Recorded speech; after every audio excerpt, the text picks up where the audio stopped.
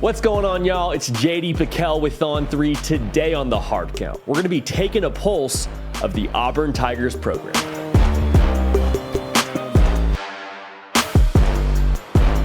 Welcome into the Hard Count, the people's show for every single thing that you know and that you love about college football. It happens here on a nearly daily basis.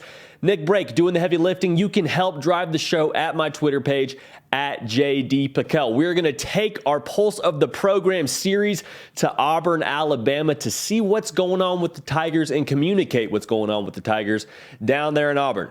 Has been a whirlwind of activity, needless to say, in Auburn, Alabama since the season ended. I don't really know where to start. We'll start with how they're built. They got two new coordinators, both promoted from within, from Bryan Harsin. And offensively, there's a lot to like in the run game. 4 of the 5 offensive linemen coming back. Tank Bigsby coming back, who is a man-child. From the quarterback standpoint, you got a 3-horse race. Zach Calzada, the Alabama Slayer, transfers from Texas A&M to Auburn. He is the presumed front-runner to win that job. We'll see what happens. But ultimately, someone's got to step up on the outside. Somebody has to be the explosive threat for Auburn in order for them to get over the top and to be able to be competitive in 2022. On defense, it's not a bare cupboard by any means. They return 5 of their 11 starters from last year. The trenches will be solid. The big question mark is the secondary. How do you replace a guy like Roger McCreary and Smoke Monday? Can you replace what they brought to the back end of that defense? Remains to be seen.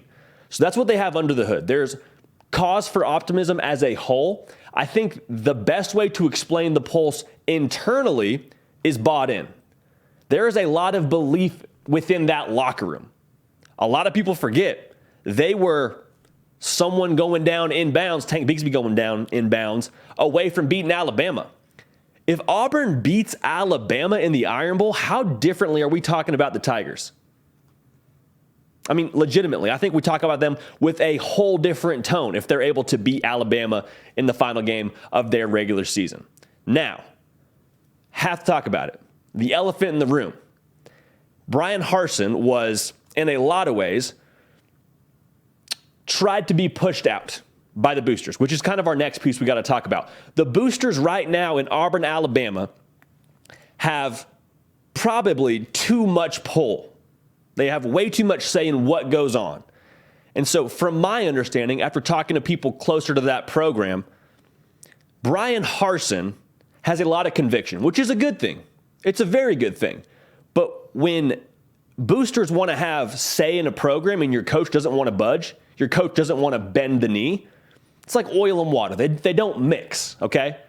And so the boosters essentially didn't want Bryan Harsin to say no to them. And Bryan Harsin, from my understanding, again, wouldn't bend the knee, so they tried to get him out of there, ineffectively. So, on top of all that, it doesn't help your case if you're Bryan Harsin to lose the last 5 games of the season.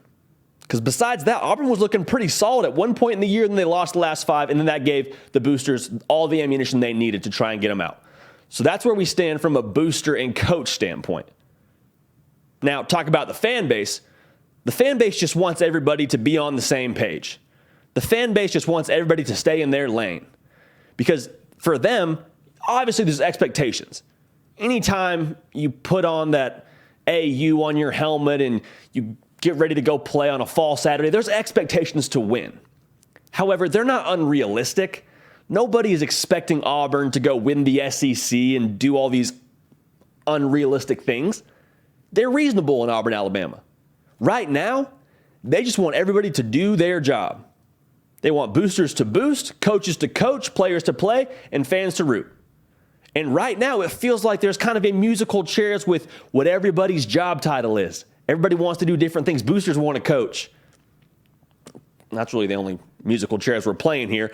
That's the biggest issue. They just all want to get on the same page and start taking steps forward. It's like you're trying to start a car, but the engine won't quite start. It just keeps giving you that weird feedback when you turn the key. It's hard to, you can't go anywhere if the engine won't rev. And so that's, I think, the pulse of the fan base at Auburn. Let's just get on the same page. If we can get on the same page, there's some good things within this program like we already talked about. To have a buy-in after all the craziness that happened in the offseason from the internal side of this program, that's phenomenal. That's huge. That's something you would almost not expect when you try to get your coach fired. To have one of the best running backs in the country coming back, that's also huge. Every single player in this locker room had a decision to play for Bryan Harsin. Because with the transfer portal and all the commotion in the offseason, the headlines, there's a lot of guys that could have left. So if you're still on this roster in Auburn, Alabama, you decided you want to be a part of this. And that means something. In-house, they got a lot of good things. Can they get out of their own way in the external circumstances with the boosters to allow themselves to take steps forward? That's what I want to see. Ultimately, I'd love that for Bryan Harsin. He seems like my kind of guy. We'll see what happens. That's it for us here on The Hard Count. Appreciate you tuning in. Subscribe to the channel. Follow me on Twitter at JDPakel to stay up with every single thing that we're doing here. This is a community. The back and forth is what makes this special. We are college football fans, and we are, as always, I always say it in every single show, we are the people's show. So we are here for you. Appreciate you being here for us. We're going to keep the party rolling. We will see y'all next time. Hey y'all, thanks so much for watching. Subscribe to the channel here to make sure you don't miss an episode of The Hard Count. Also be sure to check out other videos on the On3 YouTube channel.